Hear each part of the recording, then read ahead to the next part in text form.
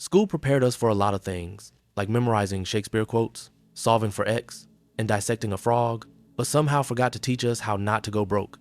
You spent over a decade in classrooms, yet no one explained taxes, credit scores, or how to actually make your money grow. And now you're out here Googling how to invest at 2 a.m., wondering why your life feels like a financial group project you weren't ready for. Today, we're fixing that. I'm breaking down the money lessons schools completely skipped, the real life skills you need to actually get ahead, because if the education system won't teach you, I will. Let's be honest, school taught us a lot of things, but how much of it actually helped us survive adulthood? I mean, I can recite the Pythagorean theorem, but no one ever explained what a credit score was. I know all 50 states and their capitals, but I wasn't told how interest rates could eat my savings alive. And don't even get me started on writing essays about the Great Gatsby. Apparently, being able to analyze Gatsby's feelings doesn't stop you from overdrafting your bank account. The truth is, financial education isn't a priority in most schools. Curriculums are decades behind, designed for a time when simply getting a job was enough to secure your future. Today's world, not so simple. Instead of teaching us how to budget, invest, or avoid crippling debt, schools are obsessed with standardized tests because nothing says real-life prep like bubbling and scantron sheets. And here's a wild stat.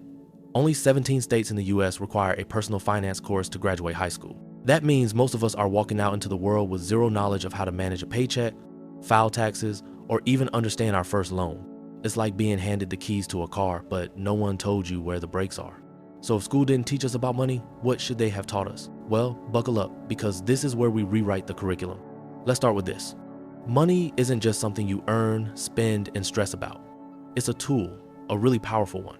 The problem is, most of us were taught to think of money like water. It comes in, it goes out, and you just hope the tap doesn't run dry. But the wealthy, they see money as leverage, a way to build more opportunities, buy back their time, and create freedom. To understand money, you've got to master the 4 pillars of personal finance: income, expenses, savings, and investments. Think of it like building a chair. If one leg is missing, you're gonna fall on your face. Income is what you bring in. Expenses are what drain it. Savings is your safety net. And investments, that's where your money starts working for you instead of the other way around. But here's the thing, nobody taught us this in school. We were busy calculating the square root of 256 and memorizing what mitochondria do, which is great if you're planning to be a biologist, but not so great when you're trying to figure out why your paycheck vanishes the second it lands in your account. Imagine if instead of Pythagorean theorem, you learned about compound interest, because that's the real magic trick. Understanding how small amounts of money invested early can snowball into life-changing wealth. So the next time you think money is just a paycheck, remember this. It's actually the most powerful tool you'll ever have if you know how to use it. All right, let's talk about the word everyone hates: budgeting. I know it sounds boring, like a punishment for adults, but here's the truth. Budgeting isn't about restriction. It's about freedom. It's like telling your money where to go instead of wondering where it disappeared. Think about it. If you've ever opened your bank app and thought, "Who robbed me?" Spoiler alert, it was you. Budgeting is how you stop financially ghosting yourself. It's not about saying no to fun. It's about saying yes to things that actually matter, like saving for your dream trip, buying your first house, or finally getting rid of that soul-crushing debt. A simple way to start, the 50-30-20 rule. Spend 50% of your income on needs, rent, bills, food. Use 30% for wants, the fun stuff like Netflix or that necessary iced latte, and put 20% into savings and investments. Your future self will thank you when they're sipping pina coladas on a beach instead of worrying about retirement. The point is, budgeting isn't about deprivation, it's about control. Once you start tracking your money, you'll feel like you got a raise without actually getting one. And honestly, in today's economy, that's the closest thing to magic we've got. Now let's talk about everyone's favorite adulting headache: credit and debt. You probably graduated high school knowing the capital of France, but had no idea what a credit score was. Spoiler, it's not just a random number. It's basically your financial reputation. Lenders use it to decide if they'll trust you with their money, and a bad score can make your life way more expensive. Imagine paying thousands more in interest just because no one told you missing a $20 payment could tank your score. Debt itself isn't the villain, it's how you use it. There's bad debt, like swiping your credit card for designer sneakers you can't afford, and good debt, like taking out a reasonable mortgage or student loan that actually helps you earn more money down the line. The difference is simple. Bad debt costs you money. Good debt makes you money. But here's the catch. Lenders love when you don't know this. They thrive on you paying late fees, interest, and minimum payments forever. That's why it's so important to treat credit cards like a tool, not free money. swipe responsibly, pay on time, and watch that score climb. Think of your credit score as your adult report card, except this time, your grades actually determine if you get a car, a house, or that sweet 0% interest rate. So yeah, way more important than memorizing who discovered electricity. All right, now let's talk about something that sounds intimidating but is actually your golden ticket: investing early. Here's the thing. Most people think investing is only for rich people in suits who spend their weekends golfing and talking about the stock market. But the truth, the earlier you start, the less money you actually have to invest to build wealth. That's the magic of compound interest, or as I like to call it, interest on your interest. Think of it like planting a tree.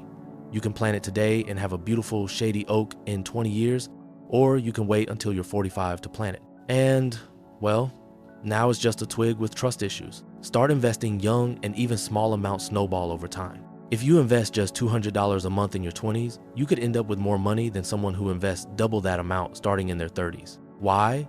Because time is your secret weapon, not fancy stock picks or insider knowledge. And here's the kicker. Investing doesn't have to mean day trading or risking it all on crypto. You can start simple with index funds, ETFs, or retirement accounts. Boring sounding things that quietly build your wealth while you binge watch Netflix.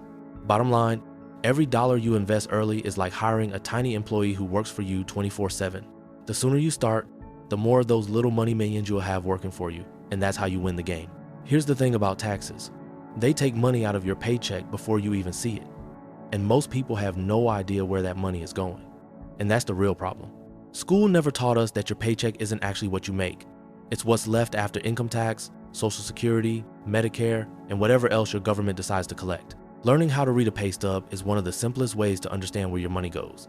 Yet most of us get our first paycheck and feel like we've been robbed. Understanding tax brackets is another game changer.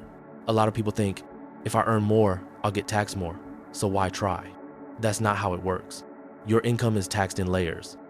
Only the portion that falls into each bracket gets taxed at that rate. Knowing this alone can help you plan better, raises, promotions, or side income without fear. And here's where you can really win tax deductions and credits. If you have a retirement plan like a 401k or IRA, every dollar you contribute not only builds your future but also lowers your taxable income today.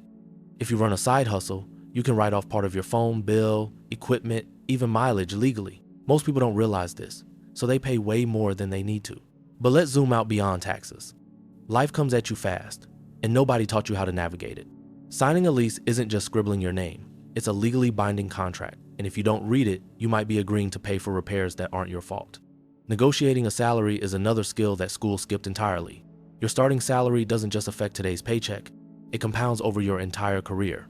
Even asking for $5,000 more now could be worth hundreds of thousands over time when you factor in raises and promotions. Interest rates, that's another trap most people walk right into. Taking a car loan at a high interest rate can cost you thousands more than the car is worth. Understanding compound interest is crucial, but it works both ways.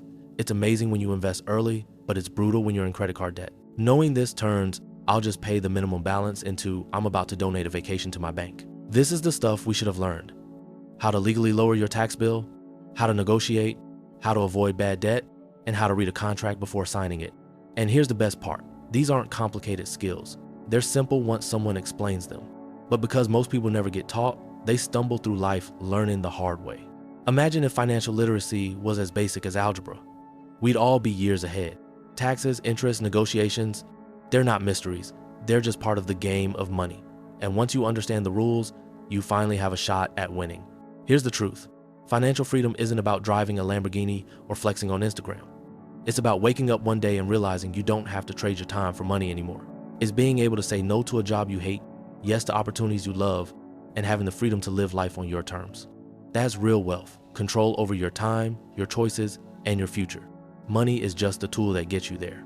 And here's the kicker. Anyone can do it. You don't need a six-figure salary to build freedom.